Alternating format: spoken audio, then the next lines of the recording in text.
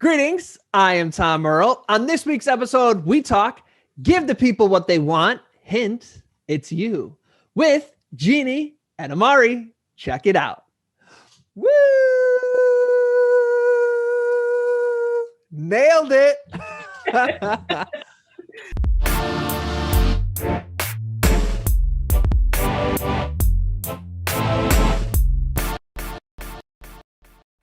Greetings, I am Tom Earl, and this is my year of depth. We know you could be anywhere, so the fact that you are here today sharing your greatest gifts, your time and energy means the world to me. I hope you know that in this moment you are valued, you are loved, and you are appreciated just as you are. As you can see, I am not alone. I have not one, not 70, not 15, not 5, but 2 guests. They are super awesome. We've already had some amazing conversations. They go by the name of Jeanne DeClue and Imari Graves. What's going on, Jeanne and Imari? How y'all doing today? Hi, doing good. So who would like to kick us off with your, this is who I am, this is what I do, anything that you'd like to drop into the space as a hello? Who would like to go first? I guess I'll take the lead. Let's do it. All right. Hi, guys.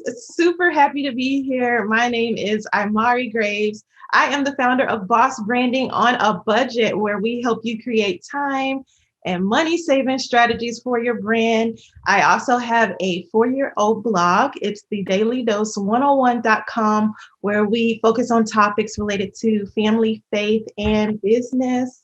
I've been featured on media outlets like Voyage ATL Magazine and my hometown WAOB Channel 10 News.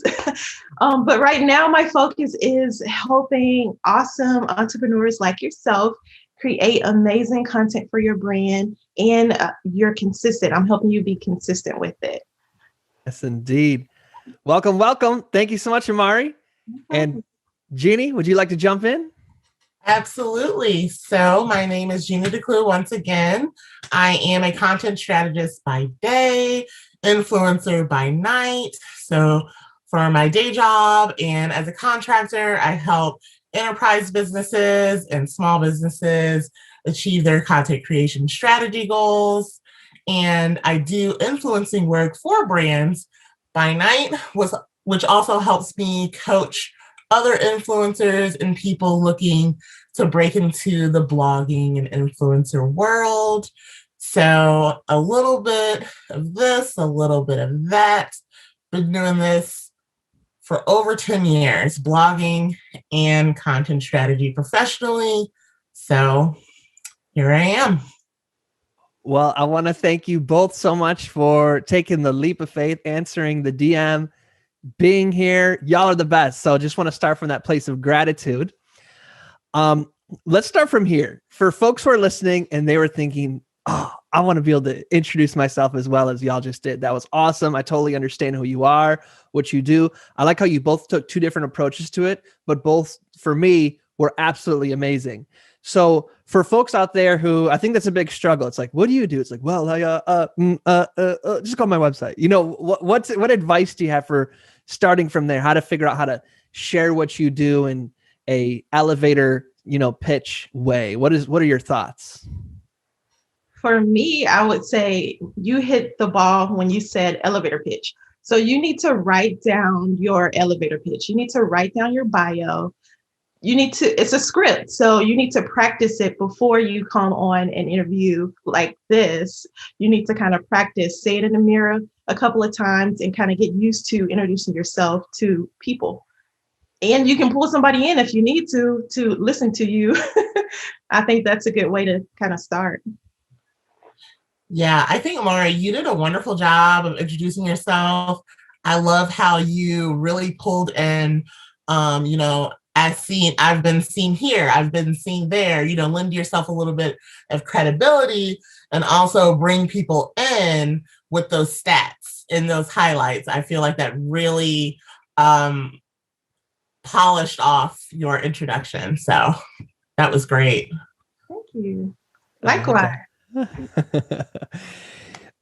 So kind of touching upon what you just said, I like that. So people who want to be really awesome athletes or really good at these other kind of, or an art, they practice, they hone their craft. Sometimes it seems with entrepreneurship is like, this is my passion, and somehow I just want people to pay me for my passion. So around the marketing, especially if marketing isn't people's obsession like it is ours, what would you say is the thing that they should practice, or the area they should hone their craft in for marketing, especially if marketing for them is a means to an end rather than their absolute passion? I would say, I think that, just really making sure that your why, your sell is very clear. Tell people about the transformation that they're going to receive. Don't just say, oh, I can help you with your marketing. Say how you've helped others. What was the result, to really draw people in. That way, people aren't looking for the, how they're going to get the return on their investment or what you're going to be providing. They know, and just make that really clear whenever they come to that first touch point, whether it's an email or your Instagram page. I agree. And then I was going to say also, the testimonial part that you hit on. Testimonials are so important. So really grabbing those testimonials, as soon as you can, don't wait to grab them so you can get feedback and you'll know which way your business should go. If you should continue on this path, if you should pivot. And then also you'll be able to present those testimonials to your potential clients or customers. Imari, you are making this interview so easy for me. You keep mentioning exactly where I want to go. You said the word pivot, and I feel like if there was a word inside marketing, if there was a word for 2020, it would be pivot, right? It was the year of the pivot. So what for y'all have you seen? It's, this time last year, everybody's doing their thing. I got my 2020 plans. Boom, COVID punches us in the face. Our glasses fly off. Our teeth come out. It's crazy. It might not be that dramatic for everybody, but it was crazy. So how did you help your folks pivot during 2020? Or what did you see were some pivots during 2020 with these COVID times we're in? For me, I actually had a pivot. So my pivot was going from just blogging to actually doing the whole marketing consultant thing. So I actually worked in the space for about 3 years. And I'm like, I can take these things that I'm learning, these trainings that I'm receiving, certificates, and put it into action for myself. So that's when I decided to pivot to Boss Branding on a Budget, where I actually train people how to be consistent, how to just show up for your brand and show up for yourself. So yeah, I think that it's just knowing when and taking action, because you just have to do it. You have to do it. And even if you fail, you just have to fail fast. Just get out there and do it. Yeah, I agree. Definitely the needs of clients have changed during this time. And a lot of people are launching their own endeavors, and people have needed help with that. So I've helped people develop, online professional development platforms, and help people launch their websites and create content for their businesses during this time. Another thing that I did to pivot during this time was help people write resumes. A lot of people lost their jobs. A lot of people changed careers completely. One of my clients went from working at a hospital as a medical assistant for 26 years to working in the marijuana industry. So just helping her position herself for that. Everybody's doing something different or has had to take like a different approach to their business. So it's a great time to elevate your content online, because that's how people are going to find you, because we're surely like not fully out in the world yet. So it's been a great time for that. What would y'all say is the conversation that we should be having around branding? What is the, you get the usual questions. What is branding? What is this? What is that? What's the one that we should be having? I think that a lot of people focus on the design aspect and the branding aspect. a lot, which is definitely very important because it's 2021. Let's just face it, like things need to look pretty. But I think that, we also need to think about the psychology and research that goes behind these things and not just, grab a Canva template or do something, really think about the architecture of the information on your site, really think about the meaning behind the brand colors that you pick, and really concentrate on some nice messaging that's going to bring everything together so that it's not just a pretty picture. Yeah, I agree. And then consistency. Consistency is like a big thing. I feel like it doesn't matter if you have these fancy graphics. If you're going to just post one day and vanish, your clients or your customers, they're going to forget about you. So my whole thing is around creating solid content plans so you can be strategic about your content versus just posting here and there. You already have a plan laid out and you're sticking to your plan. I want to ask clarifying questions, go deeper on both of the things you said. Let's start with what you were saying, Jeannie, the psychology behind the marketing. I'm curious, how much time do you all spend as branders, marketers, really trying to understand or, study human psychology? Is that something that you all regularly invest mental space in? In my field professionally, absolutely. I work a lot in the area of user experience, and a lot of people think, that it's really design focused, but it's really about how the user feels when they interact with your product and they interact with your brand.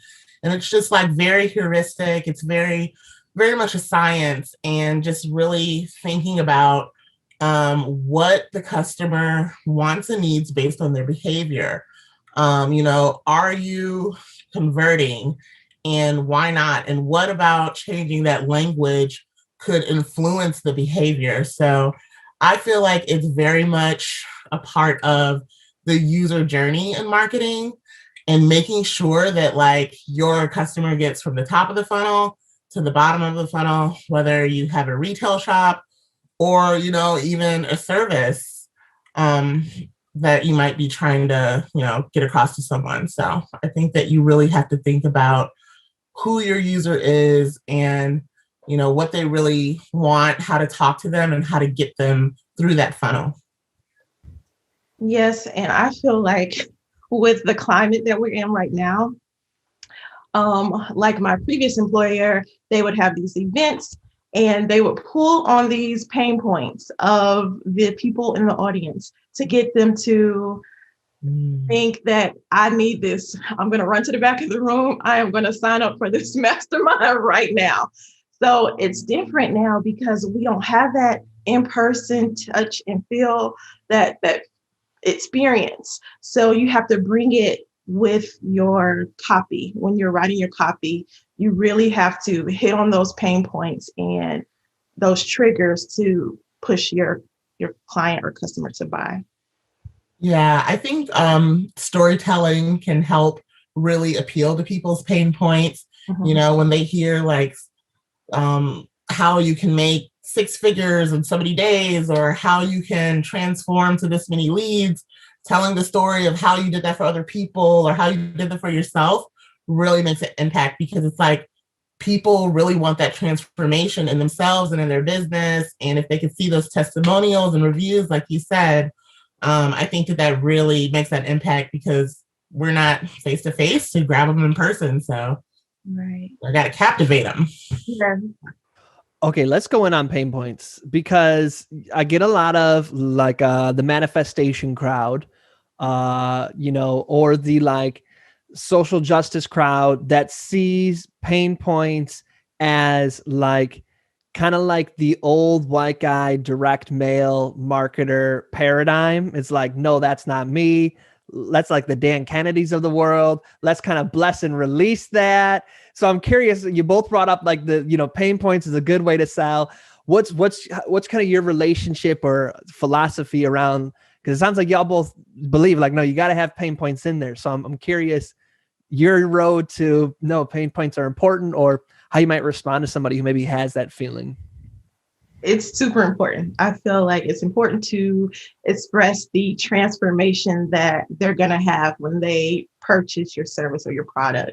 And I feel like, I don't know. I just think that it kind of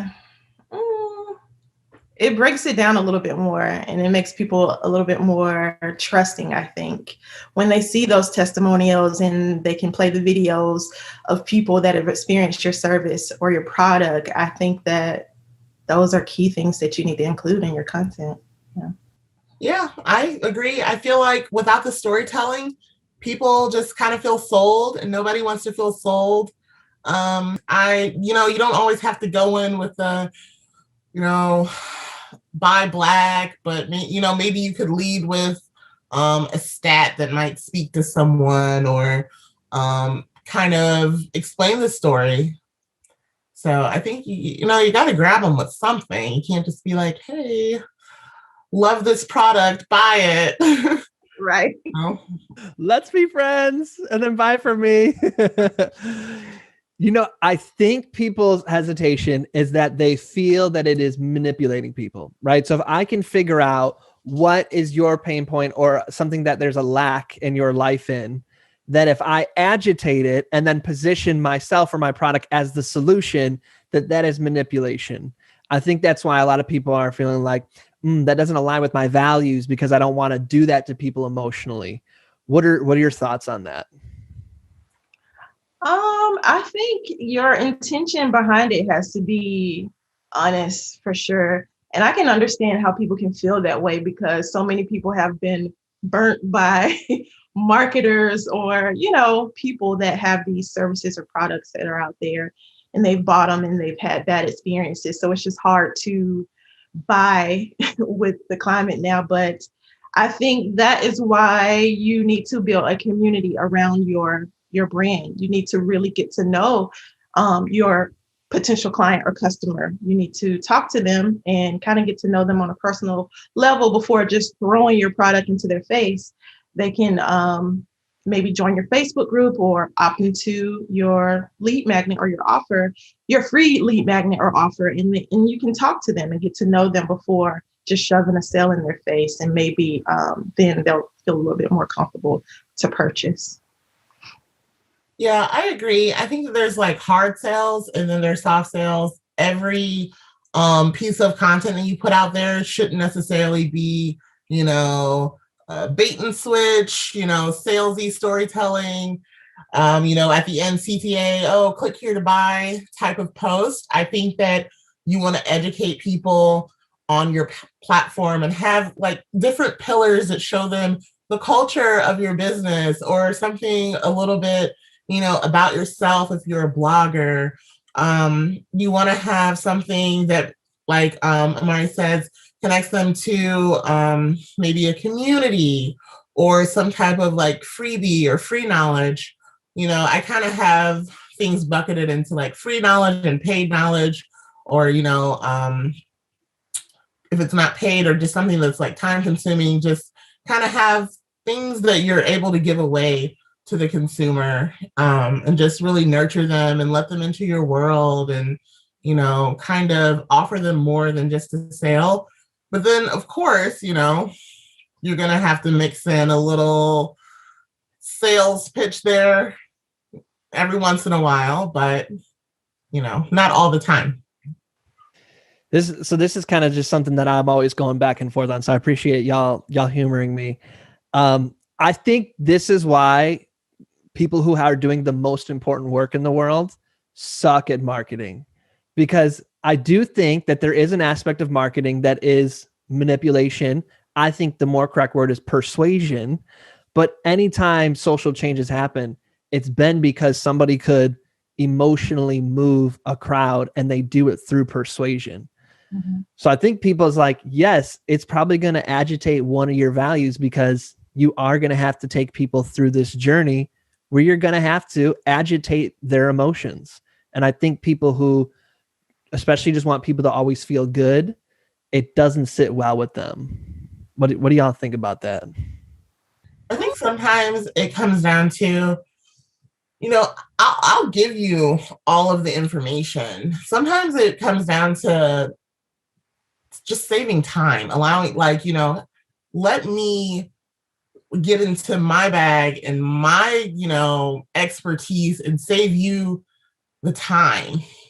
It's not even about selling you the knowledge. It's about implementation, execution, proficiency. Like, I can do it for you. Maybe I can do it better. Maybe, I can put all the bells and whistles on it. So I think that that's one way that's one way to sell the a product or a service is convenience. I don't know. I pay for convenience a lot. So I don't really feel sold.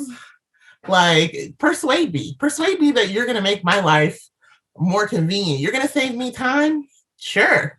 I'll pay for that. So that's one way to look at it. A lot of people just take more convincing. Eventually they're going to get down that funnel. Eventually they're going to need you for one reason or another. But yeah, a lot of people are hard to sell. Definitely. That's true.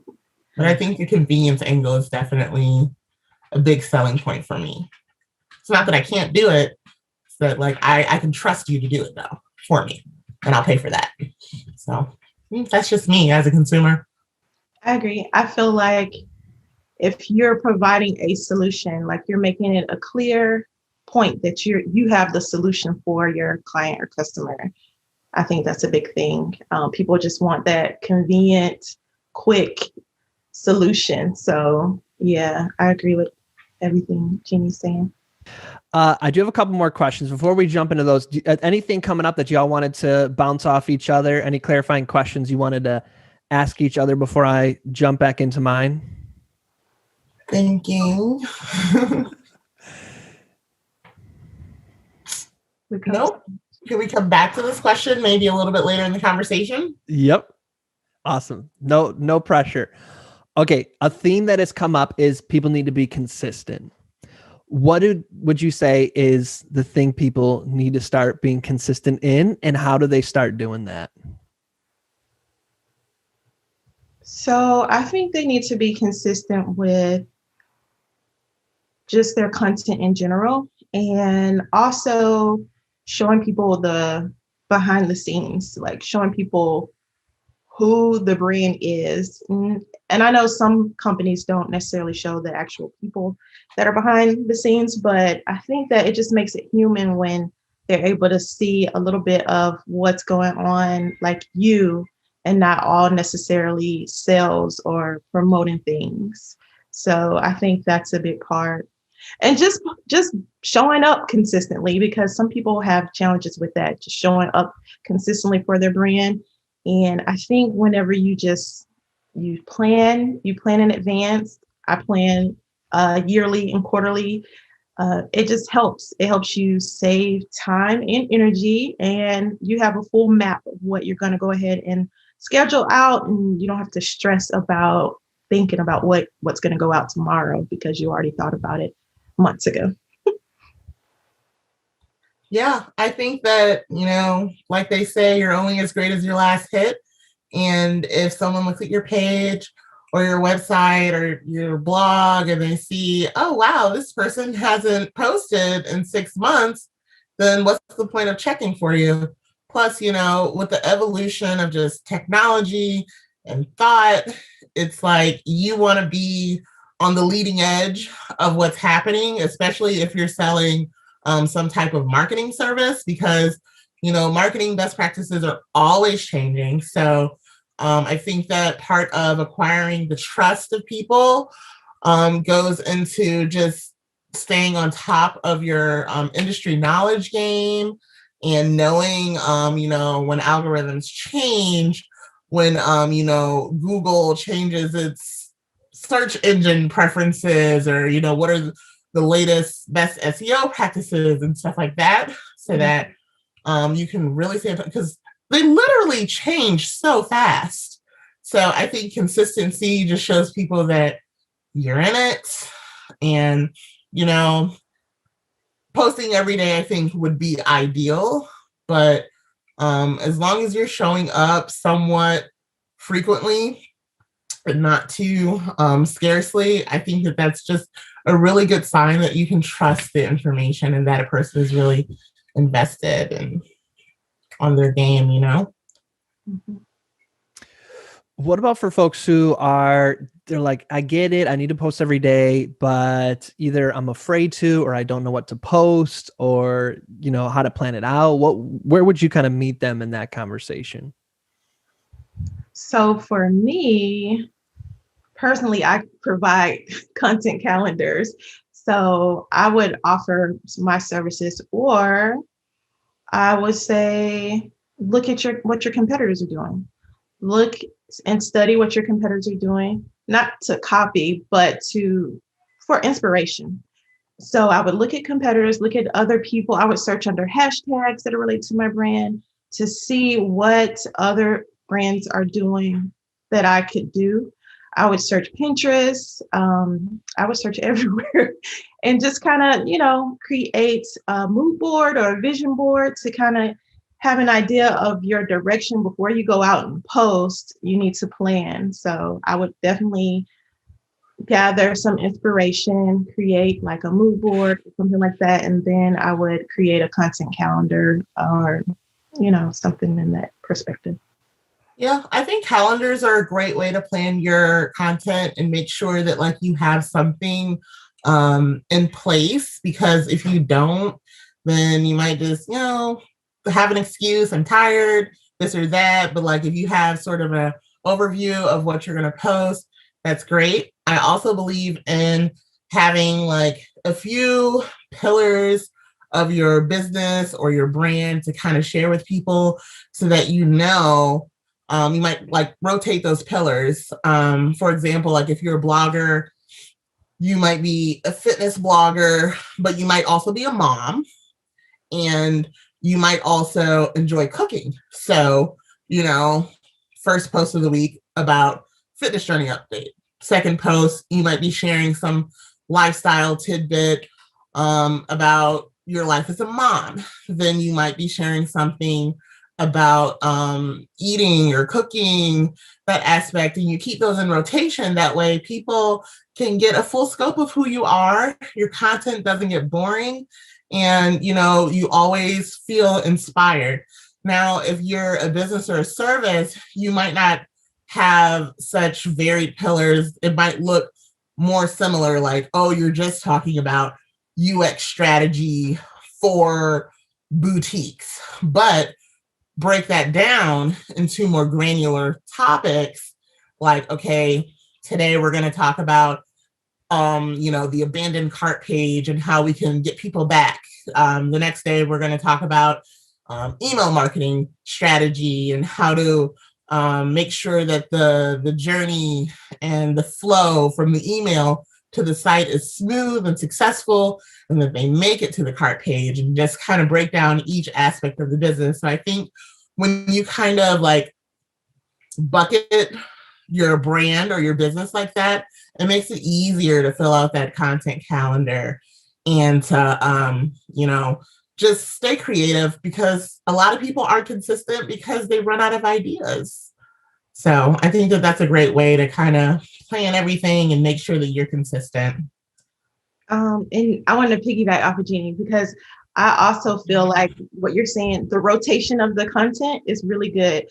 Not just sticking on one type of content, just selfies, all selfies, or, just kind of rotating it. And that really helps you stretch it out too, whenever you have different types of content. You're doing videos, you're doing reels this day, you're doing a quote that day, just the algorithm likes that. I think they like the reels and the videos, and you can kind of use that to collect data to see, okay, well, what does my audience like the most? What post is driving people to action the most? Mm-hmm. And you can only do that if you have that variety, not just selfies every day, like you said.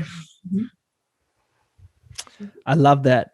And then from an ads perspective, I say all the content that y'all are talking about for folks who are following with the podcast, put all of that in your middle of funnel and just keep warming that audience up there. So y'all gave some really genius ideas right there. Action steps. If I was listening, if I was y'all right now, I would hit that rewind 15-second button, rewind 15 seconds, go back like a minute, boom, write down the action steps. That's your game plan. And yet I know two folks are going to fall into two categories. Some folks are not going to get started because they're going to have a fear of rejection and ridicule. It's going to keep them from even getting in the game. Another crew is going to record it. They're going to record the video you just said. They're going to record it 300 times and they're going to edit it. They're going to do this. They're never going to put it out because they want it to be perfect and amazing before they put it out. For either one of those folks, what's your words of advice for them on that journey? My advice is done is better than perfect. You have to just do it. You're going to fail because that's a part of the process. The best thing you can do is fail fast. So go ahead and get it out there, because what do you have to lose? I mean, this is where you will determine if this works or if it doesn't work, because you're going to hopefully track your key performance indicators, right? And you're going to see what's working and what doesn't work. And if it doesn't, then you just try again. And if it does, you keep that. A big part of my strategy is a swipe file. So I love to, if content is doing well, I create a swipe file so I can just use it throughout my content in the future, because I believe in not reinventing the wheel per se. So I will, even if you just tweak it a little bit, you can reuse the content, because with this algorithm, your followers, all of them aren't going to see what you're posting every day. So yeah, reuse that content, and just done is better than perfect. Go ahead and put it out there. Yeah, that's good stuff. I agree. Give the people what they want, see what's working and give it to them. And, really, it's a tough crowd out there, especially with the algorithm bringing everybody down. I'm like straight wounded sometimes by the lack of exposure and the lack of likes and popularity of some of the stuff I put out there. But you just really have to be in it. And I think Elon Musk recently said, if you need encouragement as an entrepreneur, don't become an entrepreneur, because, it's an everyday struggle. You have to encourage yourself.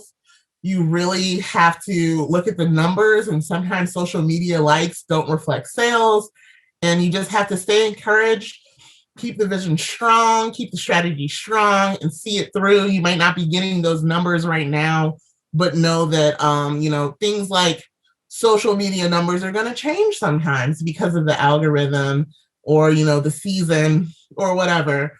So just really encourage yourself, have a support system. Don't expect your friends and family to always support you, because they won't. Just make sure you're hitting your strategy, your target audience, and stay the course. Don't give up. Don't throw away the idea. Don't throw away your business because you had a bad year, a bad quarter. You really just have to stick with it and remember why you got into it. Mm-hmm. It's tough. Yeah. I want to add my 3 cents onto that one. Since we run ads for folks, for them to be accepted as clients, they have to allow us to perform a full audit on their business. Y'all, I can't tell you how many people who have 50,000 followers, millions of likes, like all the metrics you want, we audit them and they're making like $2,000 a month, which for a lot of folks would be awesome, right? I'm not saying $2,000 a month isn't life-changing, but you would think, oh man, they must be, the Ferrari lifestyle or whatever. And then we've audited folks who, even when I'm taking the intake call, I'm like, 500 followers, they're getting like 4 likes a day. And then I take a look in and they're like, yeah, I have, 15 dedicated customers and they pay me $5,000 each. So yeah, we're pulling in like, 20, 30K a month. I'm like, excellent customer. So don't let the vanity metrics fool you. You can have lots of customers and make bang with a small group of 5 to 10 people who want to give you a couple grand a month. Then like, yay, look at all this party I'm at, and nobody's giving you money for it. I'm curious. I'll pause. Anything that bring up for y'all before I ask my next question? I saw some nods of agreement. I think you hit it on the head. Totally. Don't let the vanity fool you. Mm. So you had started to talk about your own experience, and I'm wondering if y'all would be willing to share. You know, I can start with the even as successful entrepreneurs, the haters. I know for me, I put out an ad campaign, and this one guy went on each one of my ads, all of them. He found all of them and was like, "Looks like I'm the only one here. No one cares." Found every one of my ads and said that. I was like, "Oh my God." I'm curious if y'all can share, if you've experienced like where you were talking about, when a piece of content doesn't do well, how do you overcome that? How do you keep going? If you can share from your own life, overcoming any adversity or insecurity or worry that keeps you still going, that I think some folks might be relating to right now. Well, when I first started my Facebook group, it was crickets. I would post content, good stuff, and just crickets. So I would say, again, back to that consistency. And really, I feel like you really have to have a support system. So you have to have a group of like-minded people that are in the same, not necessarily field, but they have similar goals as you. So they're entrepreneurs and they have goals just like you. So you can push and feed off each other and inspire each other. I think community is really important when you have these adversities, because you can kind of lean back on them for your support and figure out what you need to do different than what you're doing now, as well as education. So constantly reading and attending conferences or studying your favorite marketer to get insight into, staying on top, just like Jeannie said. And then, I don't know, I just feel like the consistency aspect, just don't get discouraged when you see people comment negative, they hating. I've never experienced that personally, but I did experience that at a previous job where I was over social media and I would have to manage those comments. So yeah, you're going to have people that are just not on your side out there, and you just have to keep going, because the next person, it's going to be somebody that's going to opt in and it's going to love your content and it's going to, purchase from you. So I wouldn't get discouraged. I just keep the ball rolling. You have to keep moving. Just don't stop. Yeah, I think it's very hard to stay encouraged, and having a good support system of other entrepreneurs that might understand your struggles is a very good thing to have. Yeah, like I feel like the devil's kind of in the data. And sometimes, unfortunately, I really do have to like look at why something maybe underperformed. Did I, go off the formula of what works, or has performance been down in general? Or, sometimes I do kind of have to be accountable for the downfalls, but it helps me do better going forward. It's very tough. It's very tough. Sometimes I feel like, because I live in a town, it's like a small, big town. I'm from St. Louis, and everybody kind of knows each other, and everybody kind of talks. And sometimes you feel like, are they talking about me? You know how you're in church and you feel like the preacher is talking to you. Like when people are gossiping or you see people online, you might feel like they're talking about you or dragging you a little bit. But you just have to take your lumps like a champ, take your feedback like a boss, iterate relentlessly. Like Imari said, show up, just keep showing up, and really be confident in what you're doing and make sure that the numbers are reflecting your efforts, not the likes. You will have hecklers and you will have haters that just don't want to see you succeed, or, maybe they're threatened because you're in the same space as them now. And I don't think a lot of people realize that the there's a lot of like overlap in brands, and it's like the branding and, you know, the selling points is what makes things different. And it's like sometimes like things like services might look similar, but just know that like you individually have something to offer that like no one else can, and you have your own personal touch, and that's what makes it special, and that somebody's gonna need it. And, you know, F the haters, they're not going anywhere. In fact, it'll probably just continue to get worse, honestly, you know. Want to revisit any questions y'all have for each other, or that you want to drop into the space before we move on to our next part? Not right now. I can't think of anything. I probably should be taking notes. No, it's all good. It's my job to ask the questions. I just always like to, in case there is anything there, give the opportunity for it. So it's not a pass or fail moment in the interview. We're all good.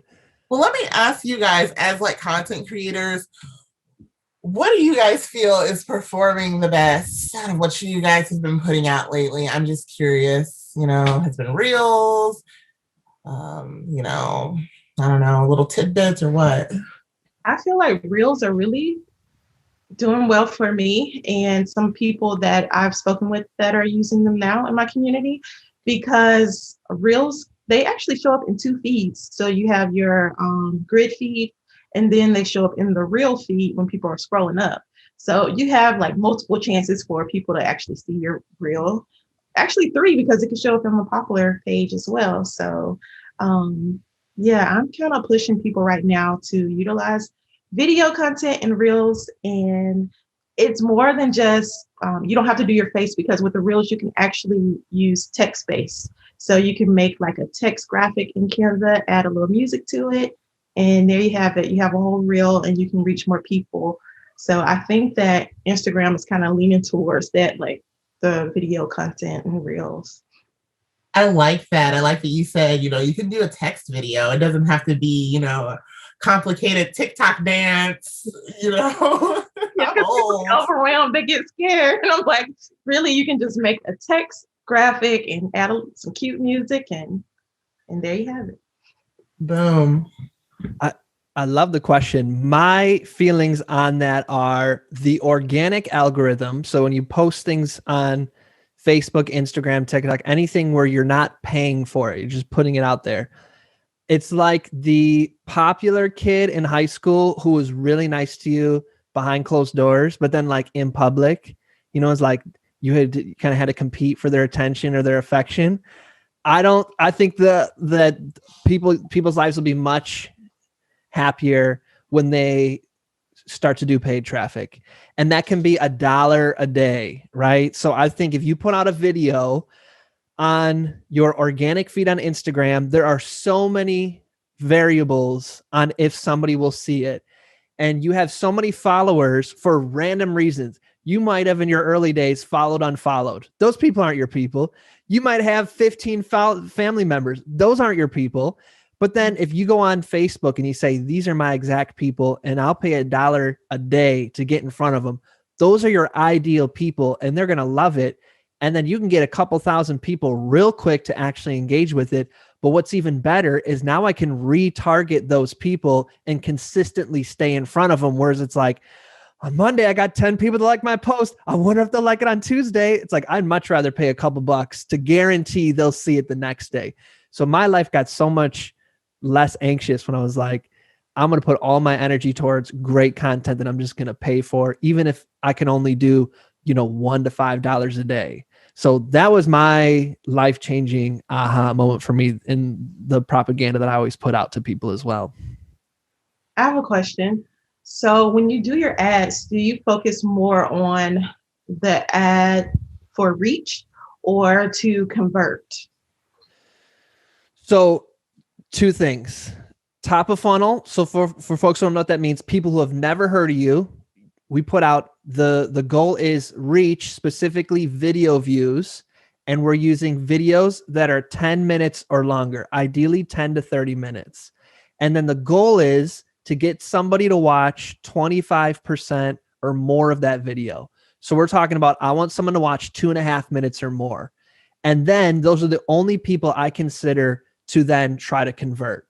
So if you watch 2.5 minutes or more of me, then you move into one of my buckets where I say, I think we might be each other's people. Would you like this thing for free in exchange for your phone number? And then they're like, yes, boom. They get this free thing. Now I get to text them, and I just text them, and we're talking, we're best friends. Oh, would you like to buy this? Yes. Okay. That's kind of like, that's the way I like to do it. So relationship first, then sales. Whereas most people on Facebook, they're like, oh, let me go on Facebook and let me do the opposite of what I do in real life and try to sell to you before I even know you.